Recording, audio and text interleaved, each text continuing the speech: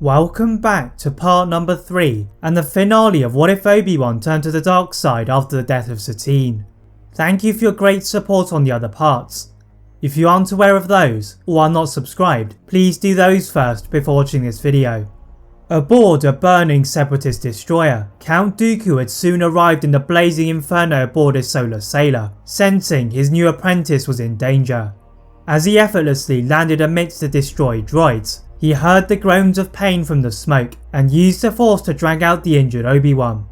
The Count of Sereno took the former Jedi Council member to a secret laboratory on the planet of Geonosis, utilising advanced medical methods to reconstruct Obi-Wan, and he eventually rose from his bed.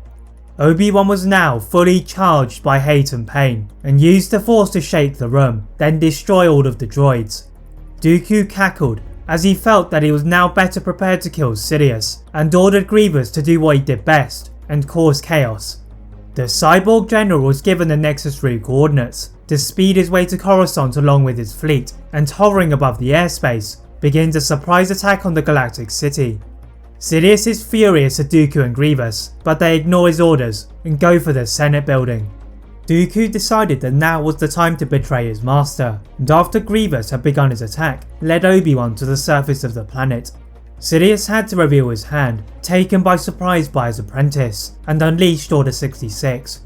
Inside the Jedi Temple, the Jedi had been occupied with its recent bombing, and the hangar had not been fully repaired. In spite of this, most of the Jedi are able to escape in their starfighters, and Anakin led a group of Jedi to rescue the senators. Managing to rescue most of the politicians, Anakin and Ahsoka next go to the Chancellor's office, still unaware that he had been responsible for a lot of the damage to their order.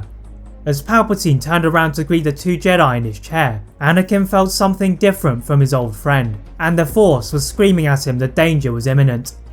Palpatine's eyes narrowed as he knew that Dooku's betrayal had vanquished his plans to make Anakin his apprentice, and he sent a powerful lightning attack at Ahsoka, but Anakin blocks it with his blade before impact.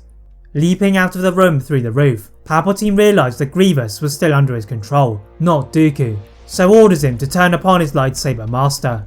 In the temple, the sudden turn of Grievous almost catches Dooku off guard, but he is saved by the intervention of Obi-Wan. The Jedi Master defeated most of his old friends, and set about dissecting his master's creation, blending his old Jedi teachings with Sith power, cutting Grievous's limbs with Dooku's help. Feeling possessed by the dark side, Obi-Wan is greeted by Darth Sidious, who proceeded to torture Dooku with the Force, regarding his attempts to deceive him as feeble.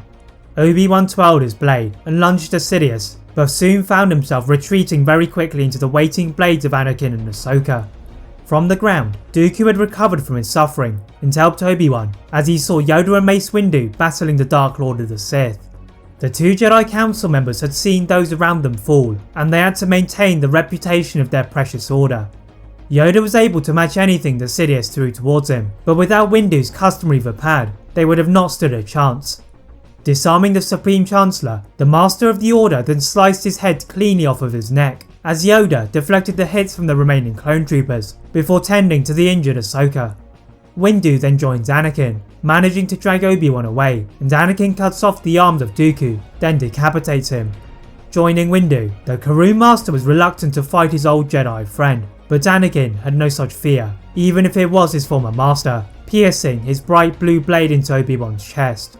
The Sith did not collapse however, and Anakin's eyes widened in shock as he is pushed back into a pillar, with Obi-Wan fueled by his pain. Anakin shook his head from the fall, watching in surprise as Bo-Katan had travelled from Mandalore, having wanted the services of the Jedi, and threw a hollow projector onto the floor. The figure of Satine appeared, mesmerising Obi-Wan, and the Duchess in one of her last recordings before her death told Obi-Wan to let go of his hate, and the former Jedi Master finally fell to the floor. Holding Obi-Wan in his arms, Anakin howled into the Coruscant breeze, but at last his master could be at peace with himself. Walking into the Jedi Temple Halls of Healing, Anakin did have some good news, in that Ahsoka had survived along with his secret wife Senator Padme Amidala of Naboo, and surrounded by the remnants of the Jedi Order, they had to rebuild to make Obi-Wan proud. That is it for What If Obi-Wan Turned to the Dark Side after the death of Satine. If you enjoyed this What If, please like this video, turn on that notification bell, click that subscribe button on this channel for more What Ifs, as well as on my other channel What If Films. And as always, leave a comment on what if you'd all like to see next, and how I can improve my videos. Thank you all very much for watching, and see you next time.